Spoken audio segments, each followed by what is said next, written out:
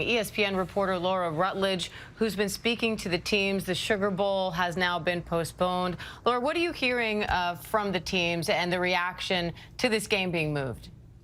Yeah, well, certainly a football game pales in comparison to the importance of the tragedy that we're talking about here. But it is an element of this conversation as we look to see what the next steps will be. And in speaking with Georgia team officials throughout the day, they have been waiting to gather more information. But while that's been going on, they have a shelter in place at their team hotel.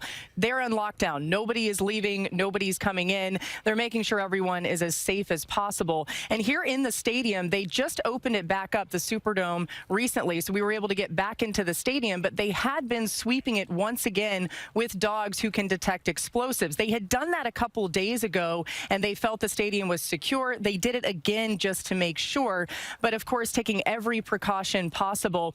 Georgia telling me they'll wait and see as they find out what's going to happen with this game going forward, but of course they are paying attention to the victims that have dealt with this tragedy. And there is one Georgia student who is injured, was in critical condition. He is receiving medical treatment. They are keeping an eye on him as well. But we'll continue to gather information here as we look toward what will happen going forward for this Sugar Bowl. And Laura, are you hearing any conversations about concerns about the Super Bowl that's also meant to be hosted in New Orleans early next month?